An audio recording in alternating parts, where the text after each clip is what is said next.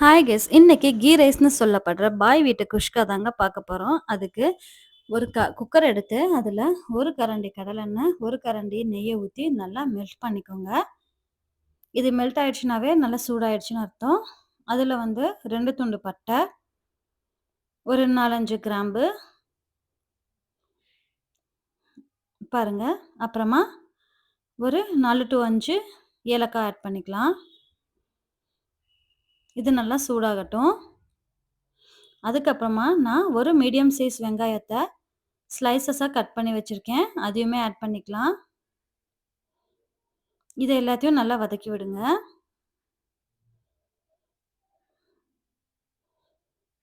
ஓரளவுக்கு பச்சை வாடை போனதுக்கப்புறமா நம்ம முந்திரி சேர்த்துக்கலாம். எவ்வளோ எவ்வளோ முந்திரி சேர்த்துறீங்களோ அவ்வளோ அவ்வளோ டேஸ்ட்டாக இருக்கும். அண்ட் ஆல்சோ நல்ல மணமாக இருக்கும். அதுக்காக தான்.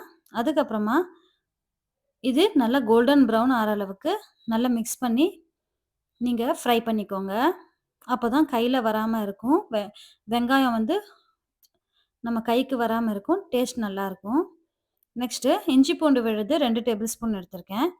ஒரு 1/4 படிக்கு 1 டேபிள் ஸ்பூன். நான் 1/2 படி அரிசிக்கு 2 டேபிள் ஸ்பூன் எடுத்திருக்கேன்.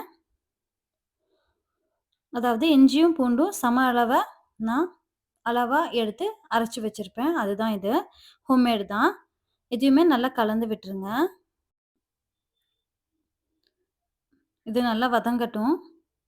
இஞ்சி பூண்டுல உள்ள பச்சை ஸ்மெல்லெல்லாம் ஃபுல் அண்ட் கம்ப்ளீட்டா அது வெளிய போயிடும். அதுக்காக தான். அதுக்கப்புறமா நம்ம புதினா எடுத்திருக்கேன். ஒரு கை முட்டி அளவுக்கு எடுத்து, அதையுமே கிச்சன் சிசர்ஸ வச்சு நல்லா பொடி பொடியா இந்த மாரி நறுக்கி, வாஷ் பண்ணி நறுக்கிக்கோங்க. நறுக்கிட்டு வாஷ் பண்ணாதீங்க. வாஷ் பண்ணி இந்த மாரி நறுக்கி போட்டுக்கோங்க. அதுக்கப்புறமா இதையுமே நல்லா மிக்ஸ் பண்ணி விட்டுருங்க.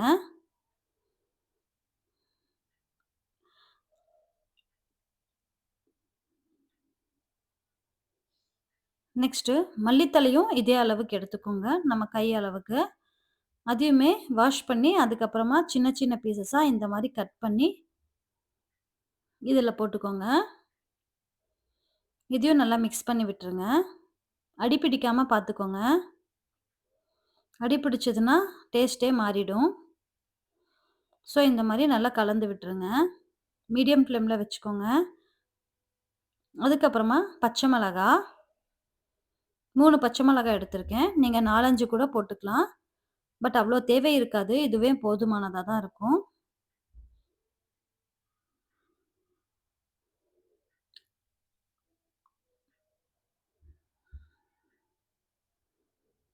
அதுக்கப்புறம் 1 டேபிள் ஸ்பூன் அளவுக்கு உப்பு சேர்த்துக்கோங்க.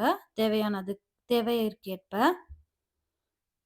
இது நல்லா இந்த மாதிரி வதங்கி எண்ணெய் பிரிஞ்சு வரட்டும். அதுக்கப்புறமா நான் வந்து 2 டம்ளர் அளவுக்கு அரிசி எடுத்திருக்கேன். ஸோ 4 டம்ளர் தண்ணி ஊத்திருக்கேன். ஜீரக சம்பா ரைஸ் தான் நல்லாயிருக்கும் இதுக்கு. அப்படி இல்லன்னா, நீங்க வந்து புல்லட் ரைஸ் இல்லன்னா பிடி ரைஸ் அது கூட யூஸ் பண்ணலாம். நான் வந்து எப்பவுமே ஜீரக சம்பா தான் யூஸ் பண்ணுவேன். இத நல்லா கலந்து விட்டுருங்க. அதுக்கப்புறமா இது கொதி வர வரைக்கும் நம்ம ஊற வச்ச அரிசிய நல்லா வாஷ் பண்ணி எடுத்துக்கலாம். நல்லா கொதி வந்ததுக்கு அப்புறமா நீங்க போட்டீங்கன்னா தான் சீக்கிரமா குக் ஆகும். இல்லன்னா நம்ம வந்து அரிசி போட்டதுக்கு அப்புறமா ரொம்ப நேரம் வெயிட் பண்ற மாதிரி இருக்கும். நல்லா கொதி வந்துட்டும். இப்ப தான் லைட்டா ஆரம்பிச்சிருக்கு. ஸோ நல்லா கொதி வர அளவுக்கு நம்ம வெயிட் பண்ணணும்.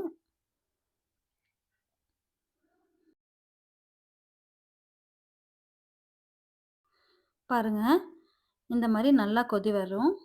அதுக்கப்புறமா நம்ம வந்து ரைஸ ஆட் பண்ணிக்கலாம்.